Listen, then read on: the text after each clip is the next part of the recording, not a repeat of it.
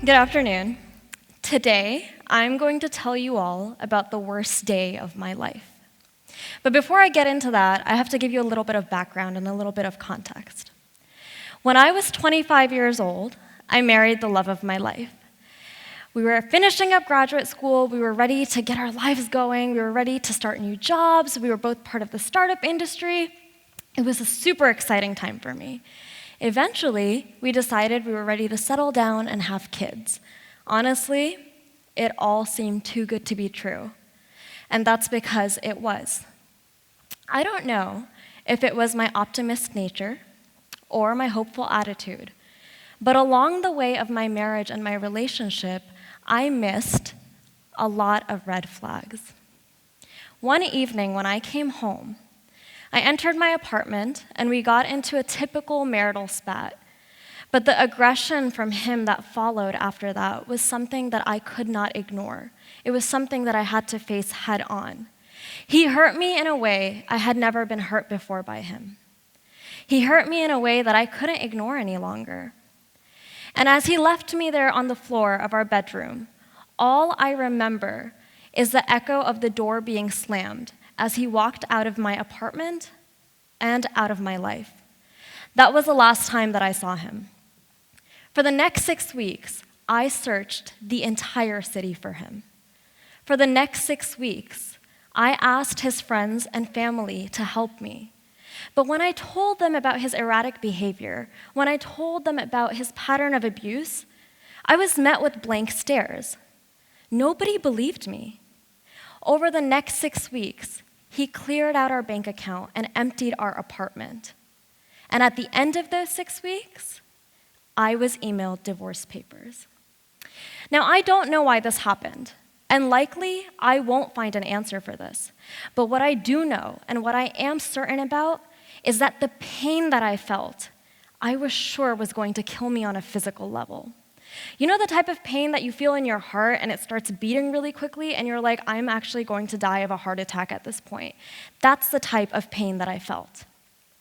And so I sat there and I thought, how do we get past pain that is so heavy?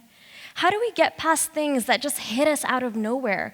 Pain that is so multi-layered and multifaceted.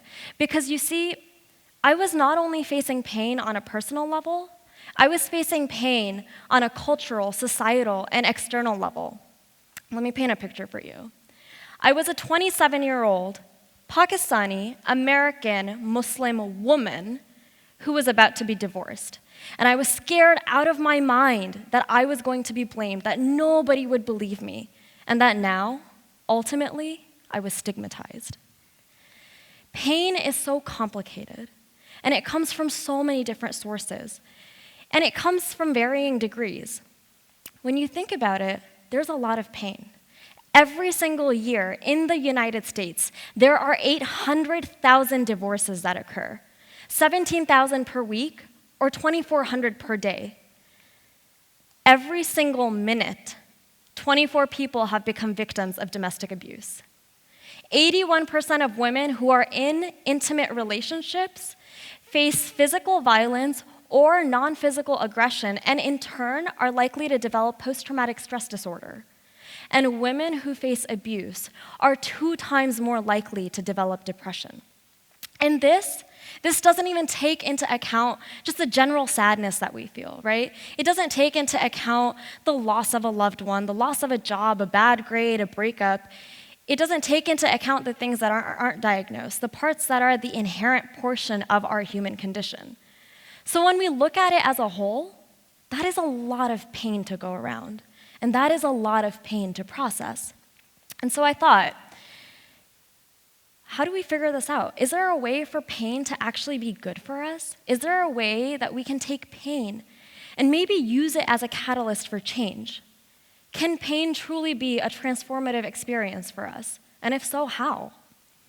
Well, in order to do that, we have to go back to what pain and suffering is. If you look at the word suffering and you look at its etymology, it comes from 2 words in Latin, sub and fere, which quite literally means to stand beneath and take, or to stand beneath and carry. And linguists over time have debated, does that mean that you're carrying a burden or are you carrying a gift? And that got me thinking, was my pain this pathologically damaging thing, this burden that I was going to carry forever? Or could I take that narrative and change it to empower myself, where I started to view my pain as a gift, as an opportunity for me where I experienced this very complicated yet transcendent episode of pain, but in that, I'm able to look at my complex emotions. I'm able to see how strong I am, and maybe, just maybe, I walk out at the other side with insight. When we suffer, when we go through pain, we have 3 choices. You can either stay in it, you can give up, or you can grow. Maybe, just maybe, pain was an expression of our struggle, and maybe it was an opportunity for change. I took my pain and I channeled it into growth. I took my pain and I tapped into my potential. And today, I stand here in front of you as one of the youngest female tech entrepreneurs, not only in the city, but in this country. After my divorce, I started the world's first online dating app that uses genetics. After that, I am the current chief executive officer of one of the most innovative medical technology companies that is helping thousands to see again. It's helping with macular degeneration. But on another level, I am a scientist, I am a woman of color, I am an immigrant, and now I use my platform to advocate for things that I care about, for global health inequalities, for domestic abuse and how it causes depression. But I didn't get here overnight. And sometimes I wonder, would I have gotten here had I not gone through the pain? Maybe, maybe not. But the pain allowed me to go through an experience where I was able to really look at myself and see if I was able to overcome this hurdle. And the thing is, the transformative power of pain, just like everything else, is a process. And it's actually rooted in a methodology that's backed by empirical evidence. So when you're going through pain, what do?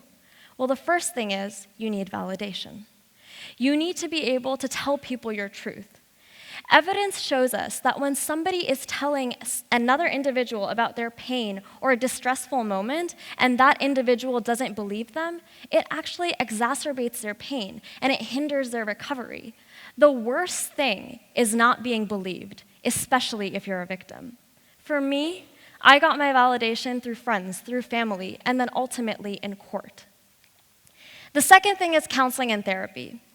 Time and time again, research has shown us that when you have opportunities to process something, especially in a space such as counseling, individuals have reported having sustained elevated moods and a higher life satisfaction. Not only that, but empirical evidence shows us that when you work through healing, when you work through loss, it has longer-term effects and better effects than just healing through medication. And lastly, support groups. Individuals who have support groups are more likely to be outspoken and empowered about their stories, which in turn causes them to set higher goals and more ambitious goals. But that wasn't it. The research showed that when these individuals set these goals, they actually followed through and they executed them. And that's because they had the confidence and support to do that. The power of our choices and the power of our personal narratives are so transformative.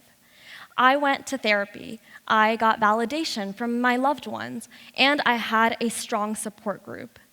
The transformative power of my pain, I was able to really look at myself and reevaluate myself in a critical and loving light. And the thing is, that's really uncomfortable. But in order to change, something has to be a little uncomfortable. And the funny thing is that now I think, I'm not scared of failure because I've gone through the worst of it. And that can be a gift and a curse, but I tend to look at it as a gift. Because sometimes when you go through something that's so difficult, everything else pales in comparison. And so to everybody who is out there, who is going through some sort of pain, I don't want to invalidate it by saying, Pain is something that you go through and you're going to come out on the other side transformed.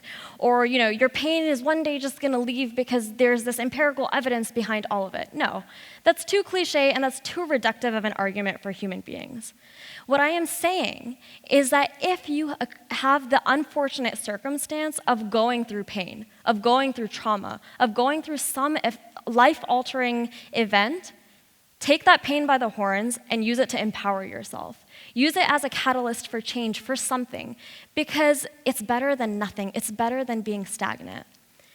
And to all the women out there and men who have gone through abuse, to anybody who has loved and lost, and to anyone who has felt pain, I leave you with a quote from Henry Wadsworth Longfellow. "It is beautiful to know how sublime a thing is. It is to suffer and still be strong." Thank you.